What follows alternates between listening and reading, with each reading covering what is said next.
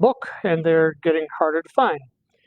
So anyway, in section 3, you know that we're dealing with the church, and we're dealing particularly with divine worship within the context of the church. So much of what we're talking about in terms of the, I don't know what you call it, the interest shifts, the cultural shifts, the whatever that's going on with this sort of spike in Eastern Orthodox Christianity, there's just this recognition that when one goes in cold, having never experienced Eastern Orthodox worship, that basically there's kind of two responses that we're seeing from people.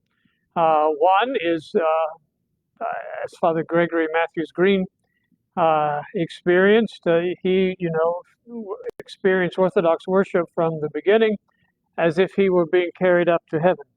And his wife, Maria Frederica, had the opposite impact. It was like, will this ever end? It's that kind of thing.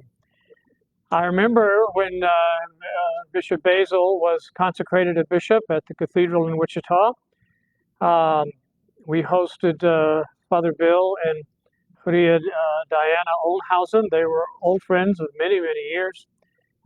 They became Orthodox before us, and they were staying at our house. And I remember Diana saying to me, she said, Father, I worshiped for the first time the other day. And I still remember my own reaction. My own reaction was not particularly charitable. I was like, oh, give me a break, Diane. You've been married to an Anglo-Catholic priest for how many years before you all became Orthodox? That counts for nothing. Well, maybe 2 or 3 years after hearing that out of her mouth, I knew exactly what she was communicating to me. But it took a while. And I think that that's something that we're experiencing in a kind of different way, and yet it's so very similar. And that is that the converts that we saw so heavily in the late 80s and early 90s were pretty well read.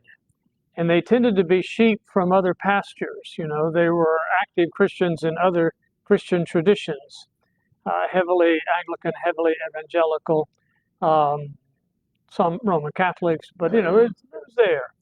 What we're seeing now is an entirely different kind of clientele, for lack of a better word, people who are showing interest.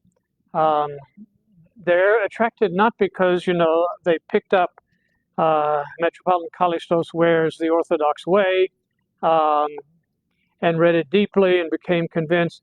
It's something else, because they have an interior search that's going on.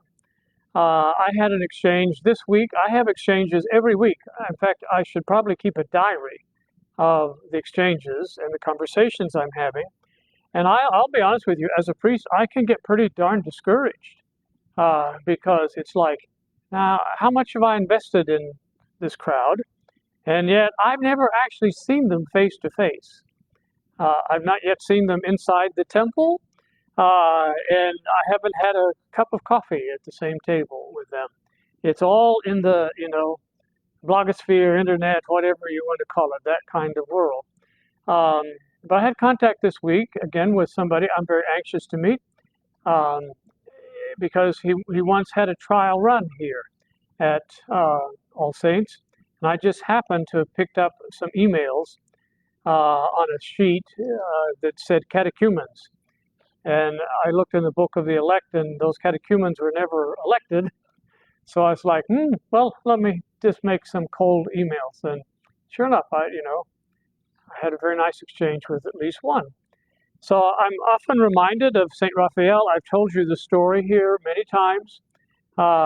Even the new people have heard me repeat it. When this was the mother church for St. Mary Magdalene in Manhattan, I knew how many Orthodox people there were in Manhattan. And I was trying everything imaginable to break 3 people. No matter what service I was doing, I would have 3 people. Not the same 3 people, but a lot of different 3 people. And I was pretty unhappy one evening. We'd prayed in a Cathist in the student union. I had 3 people. And I'm driving home to Bennington. on the back road, not on the interstate. And that's not a nice thing to do when you're, a little edgy. Um, all you need is a black Angus bull on the black road in the middle, that's count for something. But anyway, my mind was just full of negativity. The spirit of negativity was having a heyday with me, and I was ready to throw in the towel. It's like, I've got better things to do than drive 70 miles, blah, blah, blah. And honestly, I had an almost mystical kind of experience in which I'm sure I heard the voice of St. Raphael say, and can you not be satisfied with 3 or 4? Because he was. He traveled this country all over. We heard it tonight in Vespers, the shepherd of the lost sheep. And he would go into a town and he might find one Orthodox family that had 3 children who hadn't yet been baptized. And he would do the baptism and get on the train the next morning and go to the next town, okay? So, by the way, things broke at St. Mary Magdalene after that, and I began to see people, and it began to gel, and it is what it is today. Our place is looking for their own full-time priests, so, it's a thing of patience. But the question of worship. When we started All Saints in 1994, there was a thing that was very popular, which were posters.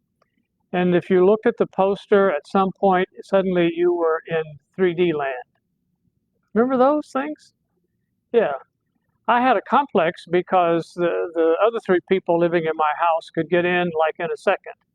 I would stand there and look and look and look and look, and I was still flat to me. But I do recall when it happened, and it's like, I'm in, and it was a whole different kind of thing. And that's really kind of how it tends to happen with a lot of people in Orthodoxy. You may be passing through tough times like what I just described, coming home from Manhattan, ready to throw in the towel. It's like, what's wrong with these crazy people, and blah, blah, blah. And then, it happens. And then you recognize, no, I have entered into a different realm. And it may never happen to you. We have Peter types, and who just sort of slug along without any kind of great experience. And then we've got St. Paul, and the road to Damascus, and all of that kind of experience. But here's my bottom line: we're looking at worship this evening, and last week we spent the bulk of the session looking at the place of the role of the Theotokos, the Mother of God, in the economy of our salvation. And that was kind of our entranceway into the whole concept of worship. Also, the whole thing of ecclesiology, our Lord's words from the cross to his Blessed Mother, and to the beloved disciple John. Woman, behold your son. Son, behold your mother. That is, in fact, our relationship with the Mother of God personally, and also corporately as a body. And that's why she's so central, even in the way that the iconostasis is organized for us. It's all about this kind of balance and place. Not an extreme in either way, but this kind of balance. We looked at the various saints. One of the beautiful titles we use about the Theotokos is Mary, Queen of Saints. And she is. And that's large O saints and small O saints. It's all there. But we look at all of these different categories because, again, in fulfillment of Scripture, we all have various charisms, various gifts, and we're called to exercise them. We're just called to discover what they are. And that often happens in the context of worship. It often comes to us in that kind of elevated place. I think the other thing that needs to be underscored for the umpteenth time here this evening is our worship is quite different than what one experiences in the West. And whether that be the Church of Rome or any of the various Protestant churches, mainline or Reformed or Evangelical or whatever it just happens to be. And particularly, in the context of the last century, worship switched a lot. And, I like to remind my Roman Catholic brothers when I'm in that kind of situation and the topic comes up about how culturally we've just, lost the sense of mystery and holiness and place and rhythm. It's like I again love to repeat the story of when we lived in South Africa, March 25th, the Feast of the Annunciation was a bank holiday. But if you were actually to do a survey on the street, put a microphone in somebody's face and say, "And who is this lady?" They couldn't tell you. It was once part of British society, you know, the Mother of God. There are more churches in England dedicated to St. Mary than any other country in Europe. The devotion to the Mother of God was so strong, but it's quickly forgotten. So much of what happened in the last century. So I like to remind my Roman Catholic brethren when that topic comes up, you all are the ones who invented the Saturday night special. What is that? Mass on Saturday night. Mass on Saturday night so you can sleep in on Sunday morning. Yeah, a 20, 30 minute at the most Mass on Saturday evening, and you have done your obligation, okay? So what that's done to Sunday morning, culturally, it's now become soccer time and whatever else. We've lost it. I'm not old enough to remember blue laws in Kansas. They were around, but I was too young to even know what the heck was going on.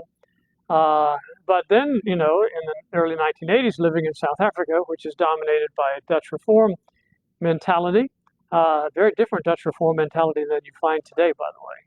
You want to talk about a church that's totally reinvented itself, it's that church. Churches, plural, there are more than one. But in South Africa, still on Sundays, we had certain aisles in the grocery store that were closed. The grocery store was open, but there were just certain aisles. Like I was always amused, you could not buy pet food on a Sunday.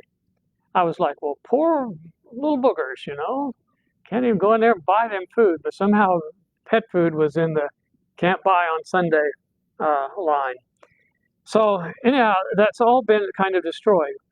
Here's an important point tonight before we venture too much further. For a Roman Catholic, I use the term obligation. So their understanding of worship is centered around that word, and what does that mean for them?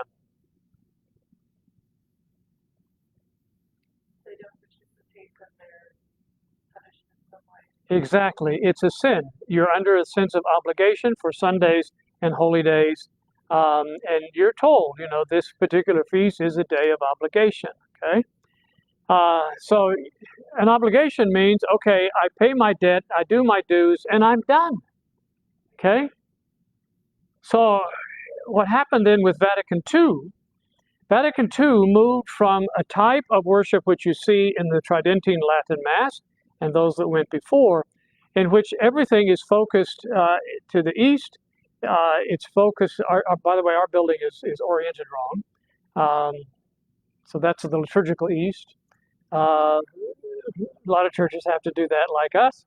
But it's oriented that way with a high altar. In fact, that's the high altar from when this was the Schilling Air Force Base Chapel. It was against the wall, and we have a series of steps that we've never been able to really deal with here. We've just had to adapt to them. And let me tell you, in my 70s as opposed to my 40s, those steps are more and more wicked. But we looked at what we could do with it, and there's nothing. So we've got all this bouncing. They're laid out that way for old High Mass because of the movements with the High Mass and the whole thing of ascending. And the movement of subdeacons and deacons and other such things as that. Did you all know that? Yeah, okay. And then, Protestant worship, well, they just made do with whatever, pulled a curtain or something.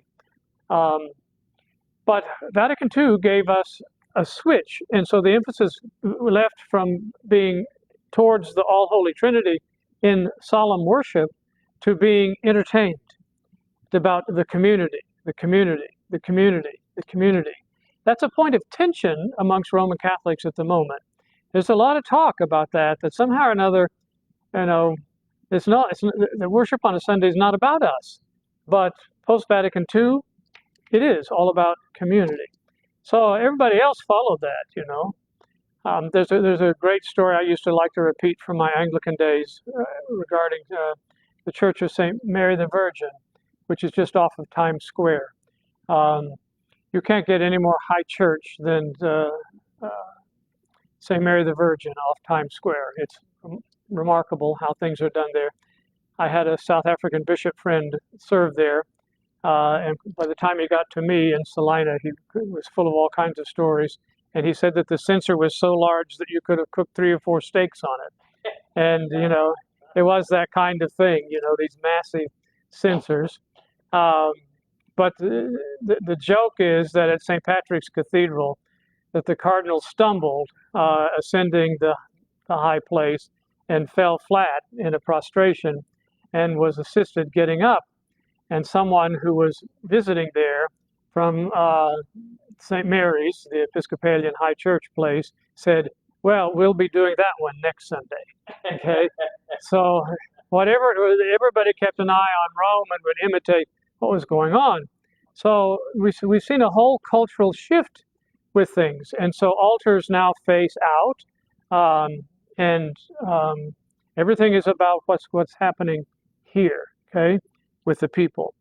Our worship has remained as it has been for 2,000 years. Okay, so we are oriented towards entering into the presence of the All-Holy Trinity to be entertained by the rock band that Sunday? No. We're to make our own sense of prostration and a recognition that we are entering into a holy place.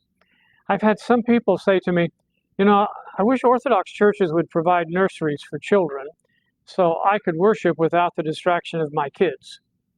That's a quote, okay? And it's a fairly common quote, okay? Well, old people like me remember kneeling and being fidgety and feeling the pinch. And let me tell you, I know from my own life, it is just quite possible that children do learn that there is a holy place, okay? And I think that's what we're failing to do with our kids and even with adults. It is a recognition that one is entering into space that is reserved for the presence of God. We have a tabernacle candle that's burning on the high altar. Latin churches will have it often hanging from the ceiling or over to the side or something like that. What's that telling you, Levi? What's that candle telling you? Uh-huh. Okay. That's a signal that the sacrament is reserved and Jesus is present on the holy altar. So that your obligation is to make a genuflection in recognition of the presence of Christ. Well, Christ is present in the reserved sacrament on our altar too. Thank God, in a nice, glorious artiforion,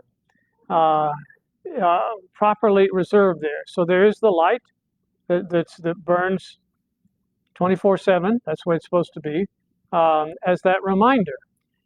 Some Orthodox churches do have some hanging from above, so you can actually see it. But that's the whole point. We're entering into the presence of where Christ is, and He's there sacramentally for us, and He's there otherwise. And even the whole understanding, and I mentioned this before, I mentioned it last week, where the icon is for us, so is the saint. The saint is present among us. So we also mentioned last week, I think Reader Nectarios reminded us of this. We were talking about guardian angels being assigned to the person at baptism, like for George last Sunday. But when the altar is consecrated, there's also an angel that's assigned to that altar. So there is perpetual worship and understanding of the presence of God. So I think that, again, our casualness about things, which has become a kind of American cultural thing, has helped to feed into that. And unfortunately, another cultural change is we just can't leave our churches open anymore. I'm of the generation in which churches were left open, period, for prayer. People would come in and pray. Most of you have had that kind of experience of going into a church and seeing not, an empty church, but people in there actually saying their prayers.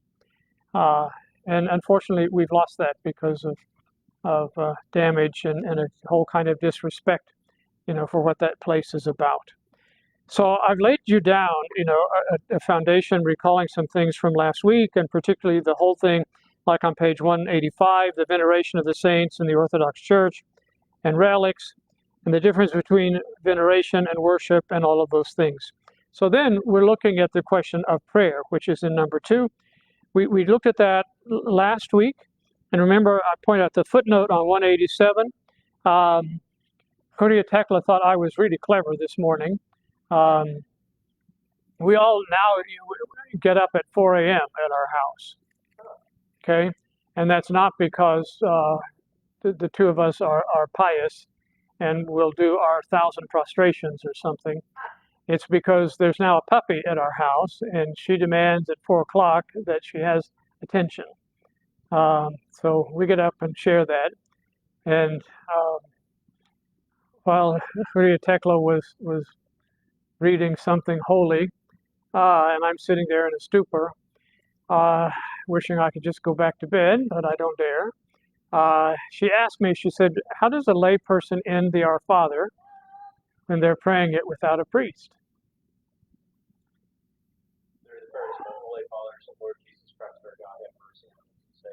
Exactly. There it is. So there's a footnote. So for those of you that are new and incorporate the Lord's Prayer in your daily prayer rule, great. Now you've got an adaptation, to make. Okay? We're all good? All right. I also told you last week we'll take a pause next week because it's clean week, and we have great Compline Monday, Tuesday, Wednesday. Okay, so next Wednesday will just be great Compline. That will be more than enough. It's quite beautiful, and of course, we've got pre-sanctified on Wednesday night. That's what it is. Great Compline Monday, Tuesday. Then we have the Canon of St. Andrew on Thursday, and then Friday we have the small Compline Anacostus. Okay? Everything is at 6, right? What? Everything is at 6 p.m. Everything is at 6 p.m. No one has told me that there's a better time. We've had some conversations about 7, and some people say that's too late. 5 is too early, so we've got 6. So we'll see how that goes. But to get to where I want to go, the question of the Jesus prayer, I told you I was going to try and steal Cordia Tekla. I may still get that done, to talk about how she learned and was taught the Jesus prayer by a community of Orthodox nuns in Lebanon, because she's better at doing it than I am in terms of the connection with how one is breathing. But if it's all right with you all, just to show you I'm not autocratic, but a sensitive, democratic kind of person, let that be put on the internet, okay? Counter some of those other things that are said. I'd like to actually introduce you to Lectio Divina, which is the corporate praying of the Jesus prayer on that night, rather than sort of do what we're doing now in a kind of class lecture kind of sort of thing. So we just go, everyone would bring their prayer rope that night. I'd sort of introduce what it is, and we would then pray it corporately, just to get you used to that kind of use of the Jesus prayer. Does that sound okay? When are you going to do that? In 2 weeks on a Wednesday night. Oh, instead of Vespers? No, instead of Vespers. No. We do Vespers, but then instead of this class, we'd do the Jesus prayer. In 2 weeks? Don't we have We have a pre-sanctified. we have pre-sanctified? Well, there we go. You see, I tell you, it was easier in my 40s.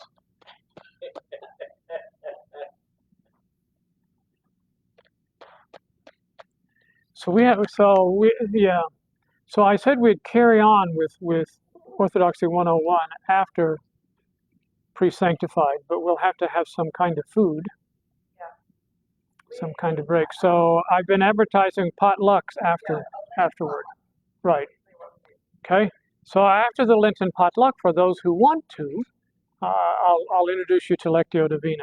Now, I'm not talking about, something long. I'm talking about something less than 30 minutes. And that means scripture reading, meditation on the scripture, and then the corporate praying of the Jesus prayer. Okay, for those of you that aren't used to praying the Jesus Prayer, it's a nice way to sort of introduce you to that rhythm. So you're good about that? No one wants to have a breakdown over it? Well, I would simply like to add to that. Okay. I think you were telling me that, is it Father Sophroni and It's St. John the Baptist in Essex, England, yes. Essex, who sort of has brought this to the fore, Yes. or in his monastery? It's the heart and center of his monastery. That Yeah. kind of rhythm. Yeah. So I think from that, it's sort of moved north into Scotland because Father Seraphim does a little bit of that, or a little different take on that.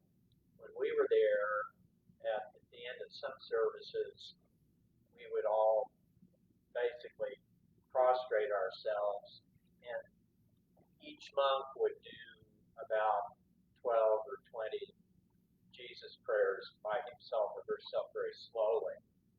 And it doesn't sound like much, but I have to say that for an Orthodox Christian who's been praying Jesus prayer for decades, it became multi-dimensional to me. I really didn't understand. I didn't do it right. Something wasn't right, or something wasn't there until I experienced that in a corporate sense. Right. And so I know it sounds a little. Are you sure that's Orthodox?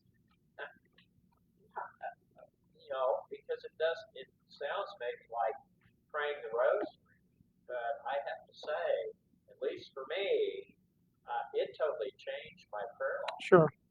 And that's why I think I'd like to introduce this kind of corporately, especially for people who are unfamiliar with the Jesus Prayer, so it can get kind of folded into your rule of prayer that's your own. But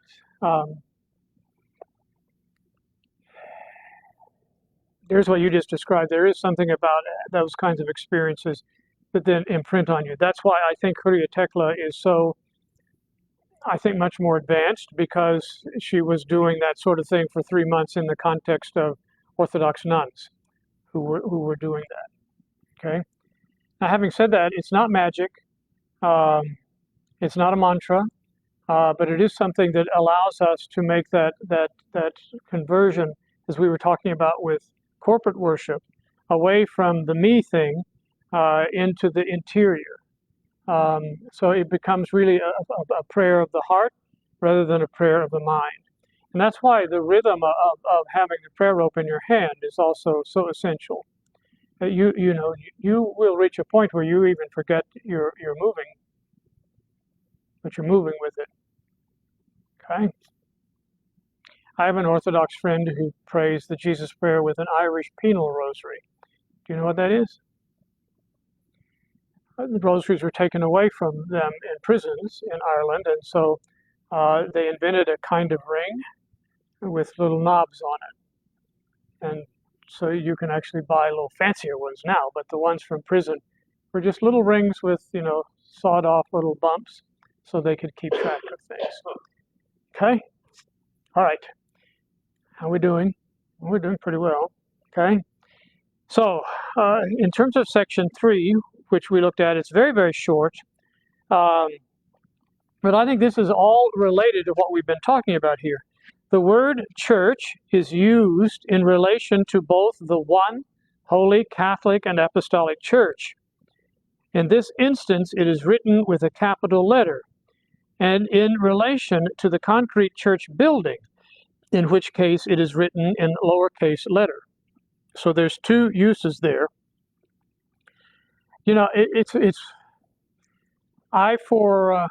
I guess 15 years was co-chair of the Orthodox Church in America, the Anglican Church in North America dialogue.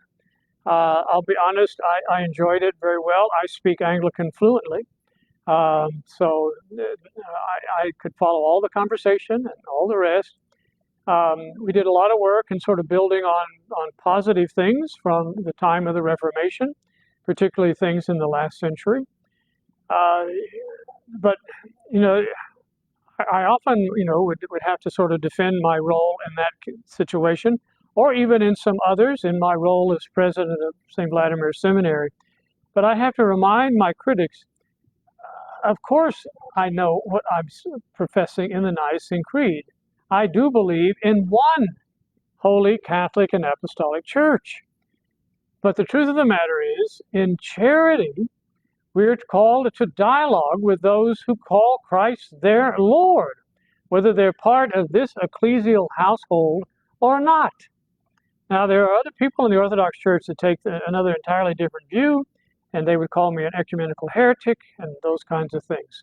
But one of the saints who's had an enormous influence on me and my Orthodox theology and development and growth was our former Archbishop Tikhon, new confessor and patriarch of Moscow.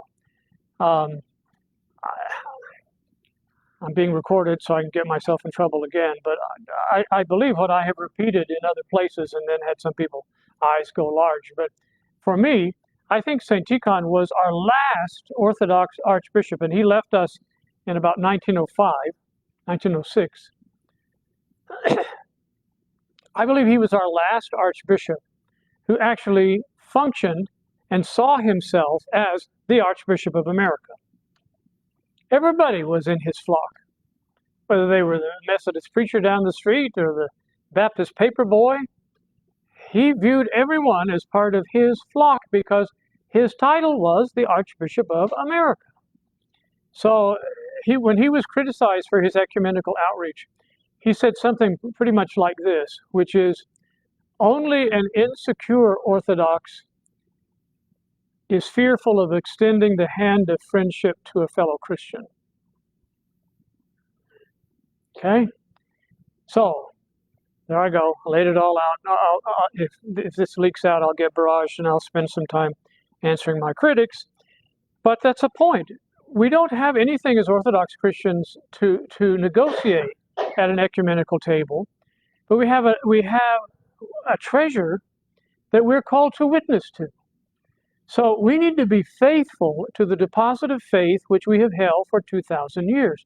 It's just that simple.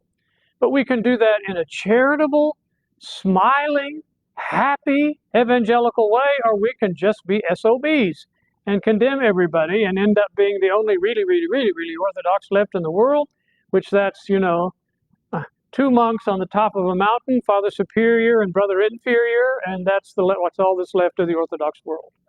Okay? So, it's a question of ecclesiology. That is an important term that's related to everything we've been talking about this evening. So, we've talked about the church building and how we understand the presence of God inside the temple, the Holy of Holies, and in services and Holy Communion. Holy Communion is a topic we will get to in probably a full session of its own. We've had ourselves dipped into it once before, but it's worth dipping into again. There's a lot of confusion in our Orthodox world about the place of Holy Communion, what the reception of Holy Communion is about. And we have everything from the extreme of where people receive once a year, even in parish statutes and bylaws, it will define a communicant in good standing as one who has fasted, made their confession, and communed once in the year. Okay? So that's a long ways from frequent communion, which is now the norm in many jurisdictions. And the case is made, as I've said many times, by Father Alexander Schmemann better than anybody. But that's not a case of inventing something. It's a case of recovering that which was lost. And it's a reminder that invitation at the end of the Divine Liturgy to partake in Holy Communion is an invitation not from the priest, but it is from Christ himself.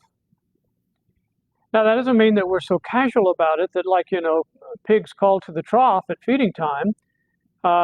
We're supposed to be living the kind of life that when we leave the temple on Sunday morning, we're already spiritually preparing ourselves for that next communion, encounter with God in the mysteries of the sacrament. That's how we live our life in that kind of rhythm.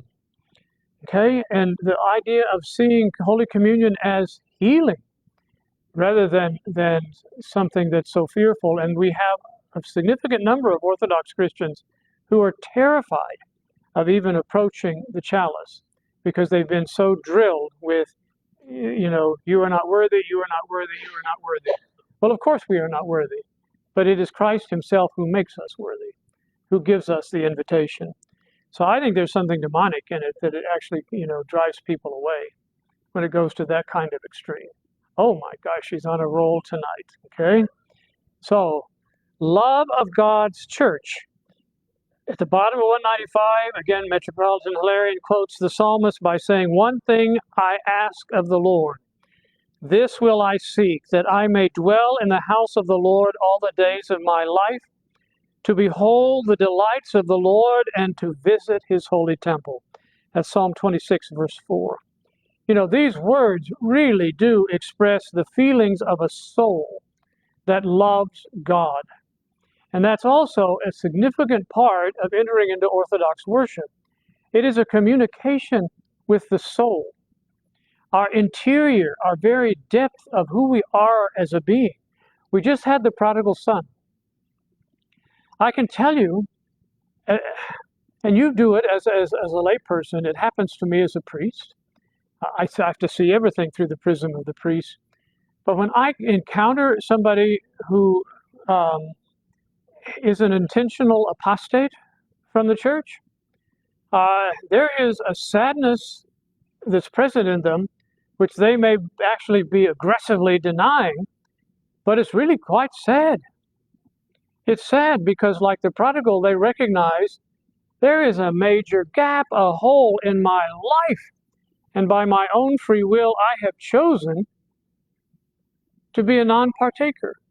It's the thing that Blessed Augustine of Hippo said, that we're all born with that God-shaped void, and unfortunately too many of us spend our whole life trying to fill it with other things, and we find ourselves unhappy. Now, when I was lecturing in Australia a few years ago, some of the very socialist-oriented Australian students that I really do love thought that I was probably a creeping capitalist. And so, that got confronted in class. And of course, I didn't deny that I was a capitalist. I quoted Winston Churchill, who said it's really pretty lousy, but it's the best we've got.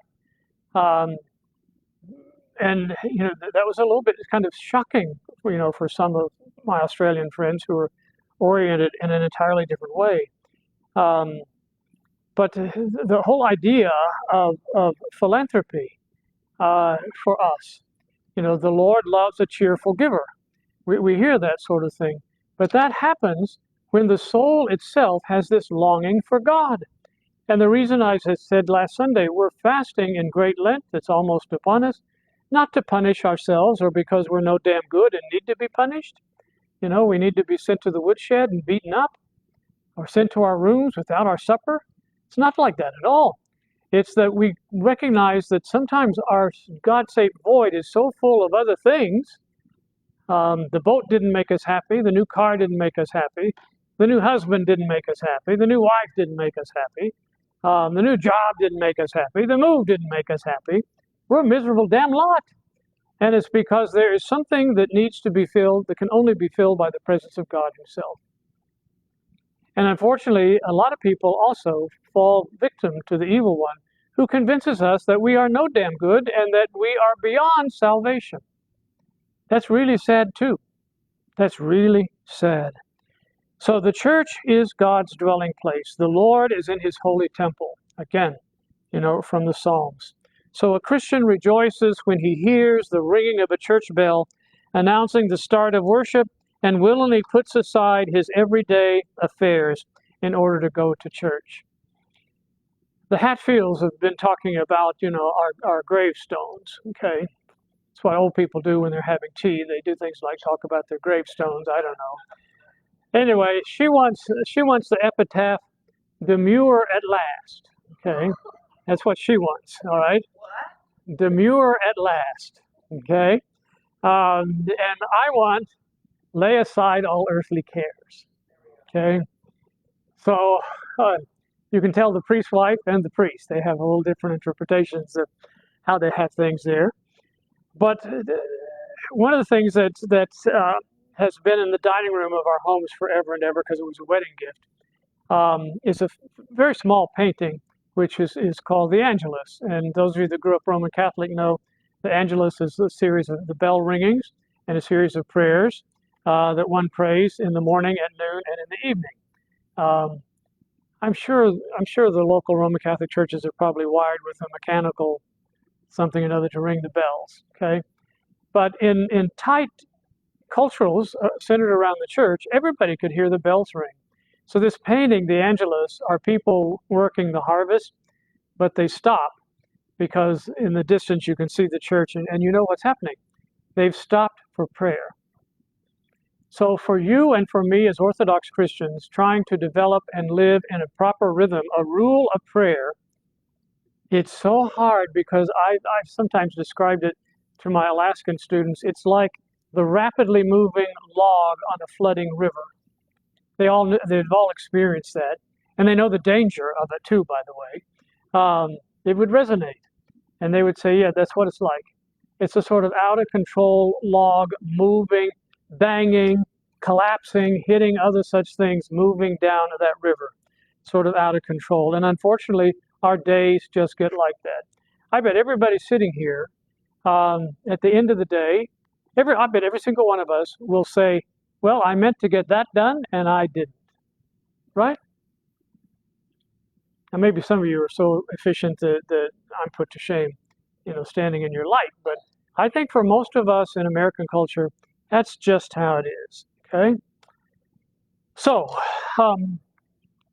the idea of the Orthodox temple and the iconostasis, that's in 4. I didn't ask you to read that, but I just want to lightly go over it.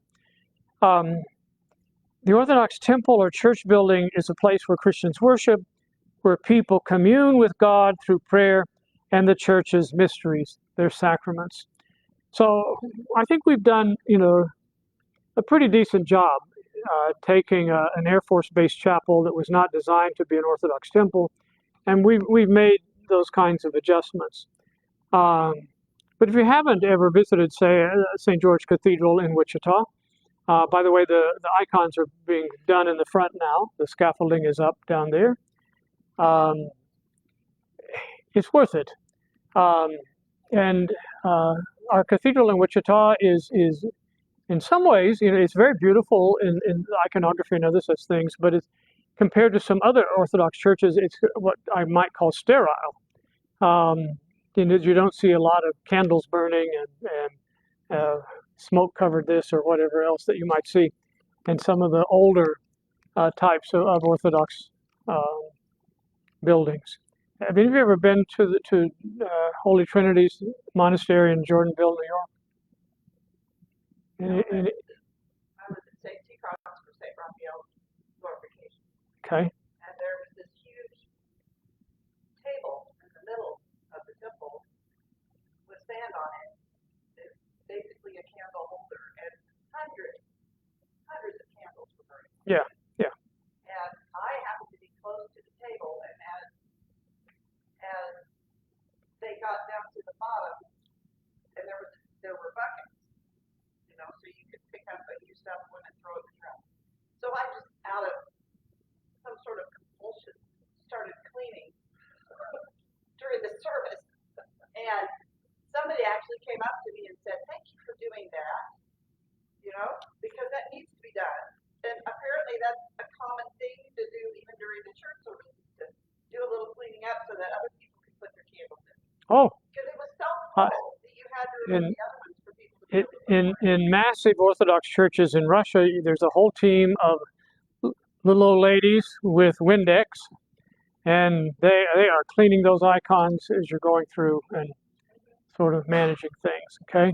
Well, ask about Jordanville, because at Metropolitan Loris's funeral of blessed memory, I was standing next to Father John Baer and Father Alexander Rentel, who were both, tall guys.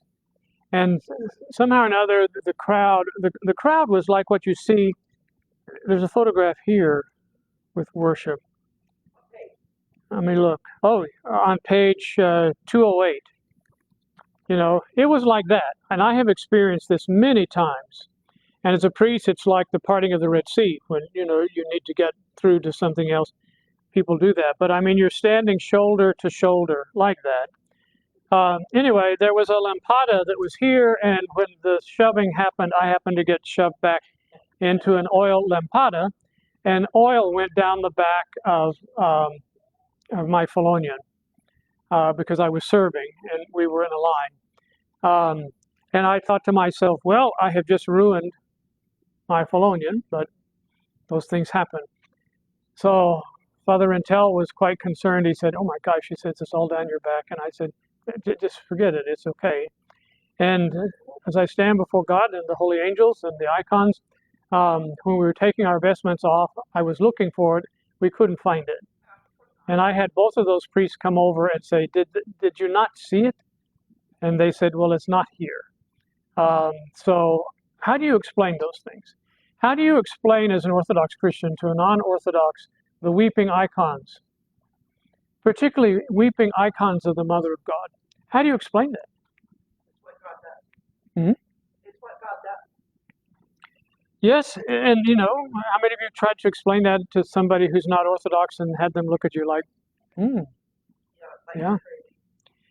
Well, and you know, the funny thing about it is that particularly when you talk to, I mean, these are old Orthodox, for lack of a better term, they'll just say, well, yeah, it happens all the time.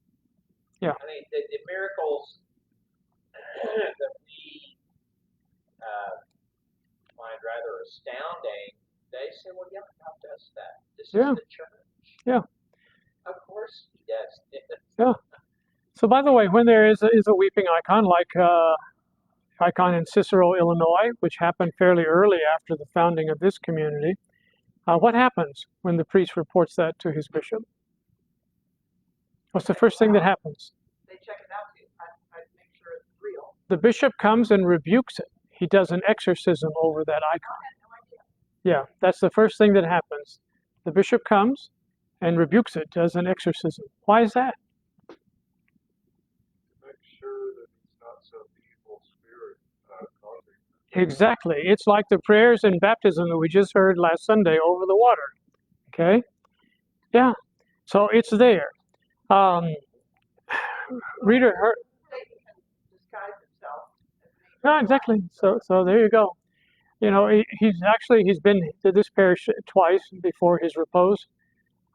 Reader Herman Engelhardt, MD, PhD.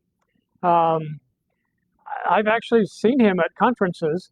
There was I think the Hawaiian icon was visiting Houston, and some of his very scientific friends and colleagues, he literally sort of forced them into the car and said, you're going down and you're going to see a weeping icon. And, you know, given his personality, they just sort of threw their hands up and they went down to pray before the weeping icon. But that was his whole point, which is like, you know, you people need to experience something you cannot explain. There's nothing rational about it. Yeah. I better pass it around so people can see it.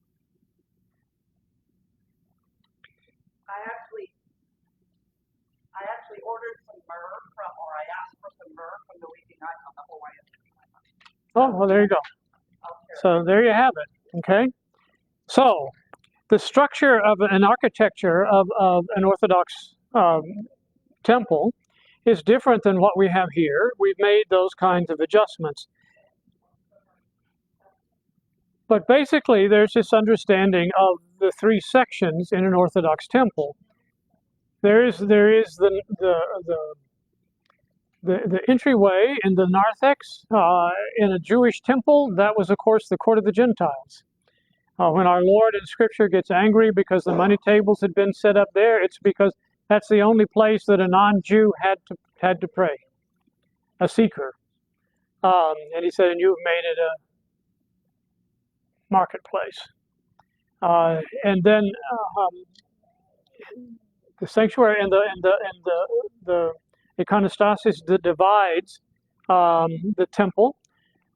You've got the Holy of Holies, where, again, in Jewish practice, I think I've reminded you, it was considered when the priests went in, which were rare times, they tied a rope around him. And why is that? Yeah, because you could be struck dead. It's the whole thing of like touching the ark in movement, these kinds of things. By the way, where is the ark? A little sidebar. Africa. I think it's in Africa. Any other opinions? Yeah, our Orthodox tradition leans very strong to the Ethiopian Orthodox position that it is in Ethiopia. And it's preserved there. There's a little homework for you. Go check that one out, right? Okay. All right. So if you're looking on page 200, you see an iconostasis that's quite different than the one we have in our temple. It goes floor to ceiling.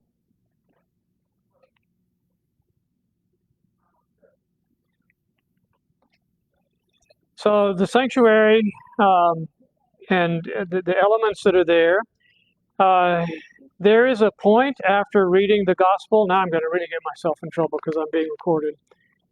There's a point after the reading of the gospel that in our liturgy there's a little period of silence. And my back is to you all. And some of you may be wondering, what is he doing? Okay. Well, it's just that the new entomans, the Metropolitan Saba entomans, are quite large. The old one used to be like this size.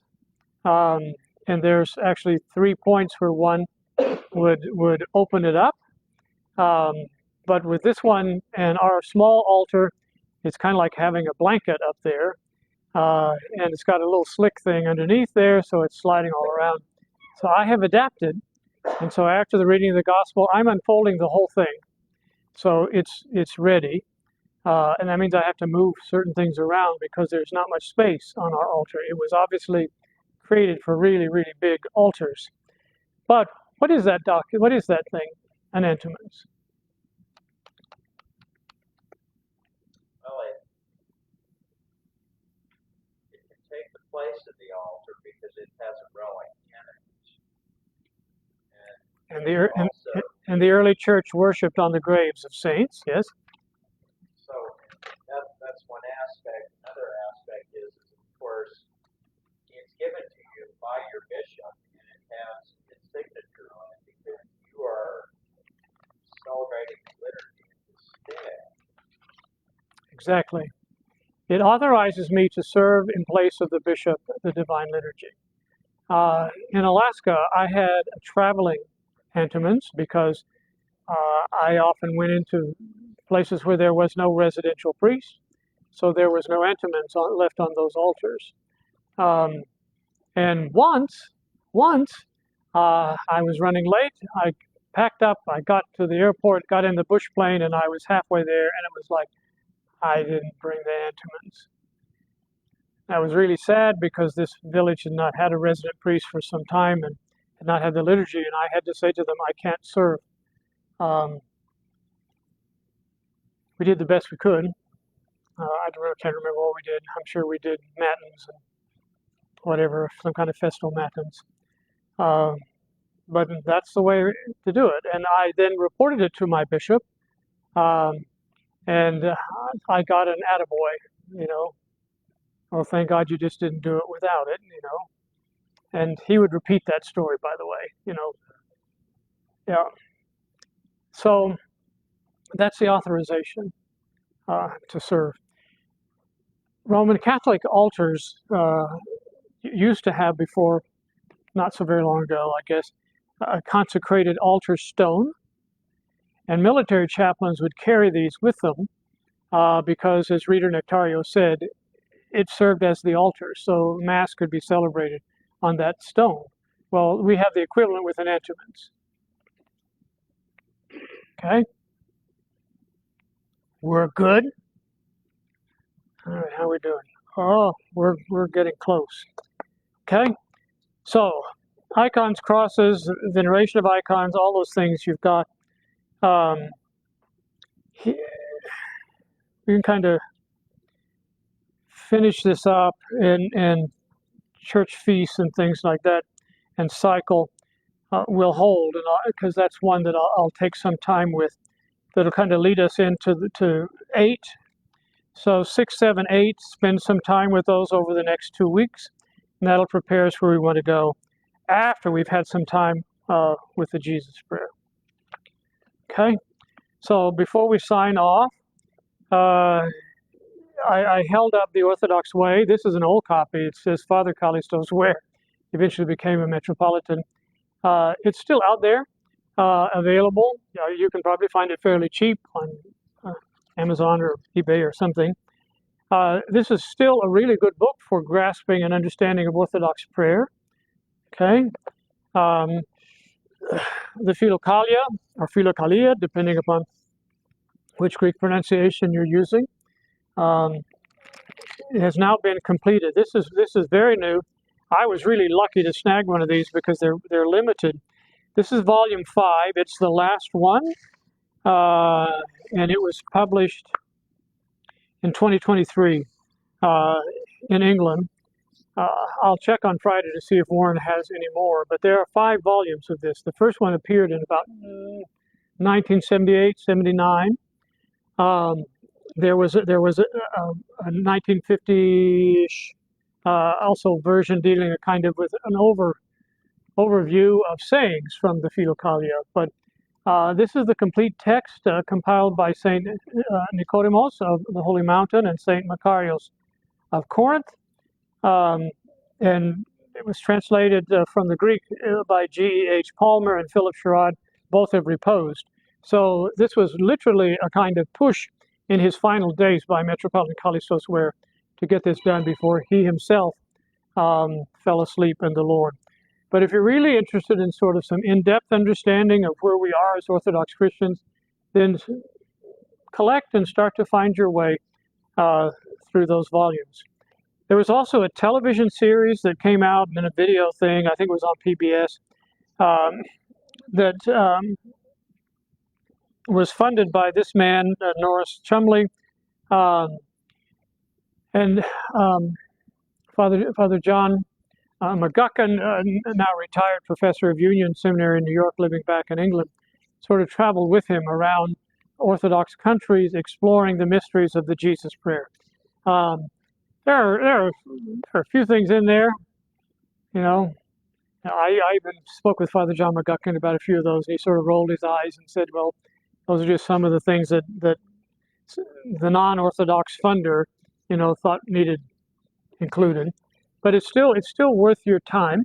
And if nothing else, you can get you can find it on YouTube or something and watch the series if you want to know more about the Jesus Prayer in that way. Okay? All right. I think we're right on the money. 8:01. I have to say, I watched that and I remember the first time I saw it.